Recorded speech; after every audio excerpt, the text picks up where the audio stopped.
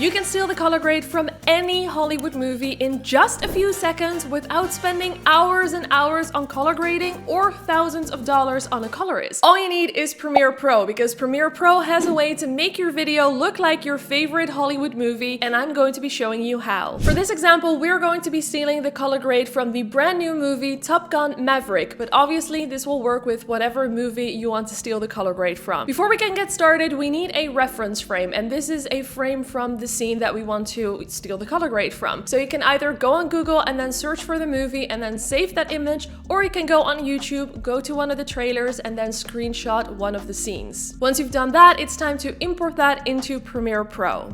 And then let's pop this on the timeline. Now in this example, there is nothing else on the timeline, but if you already have done an entire edit, then you can just pop it on a track above it, because you'll just need this for reference and then you can delete it later. For this example, this is the clip that I'm going to use to apply this color grade on. I'm going to pop this on the timeline as well. And now with both of these on the timeline, it is time to open up the color workspace. Go to the right upper corner, click on this icon right here, and then click on color. The first step is to always color correct your video. Whatever you're doing, make sure that you've color corrected your video before you start creating it. I made a dedicated video about how to color correct, which I will link in the description. I'll link on the end screen, so I won't go into too much detail now. After we have color corrected our clip, let's click on the color wheels and match tab right here. First things first, we're going to be opening up the comparison view. In this case, it's already positioned correctly. However, if you're not seeing your reference frame in the left panel yet, what you want to do is you want to go down to the timeline,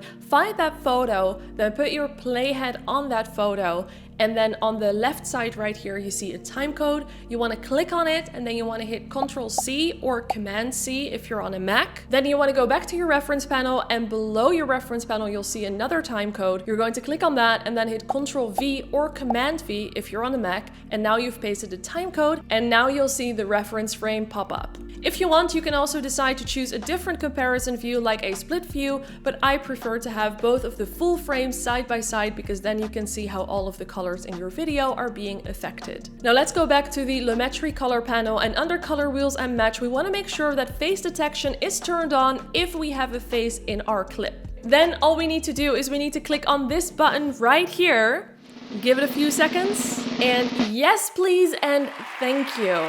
This method works well on many occasions, but it doesn't work all the time. So I would always recommend to go in and tweak your settings to make it look good for your specific video. I would say that sometimes a LUT, which is a video filter, is actually a better solution to give your video a more cinematic or filmic look that you're after. The reason is that 1, you can choose a LUT that will work with the colors in your video, and 2, you can increase and decrease the intensity of the LUT to really make it work for your video and give it this filmic cinematic look. To learn how to use LUTs correctly, watch this video right here or watch the video that YouTube thinks is best for you.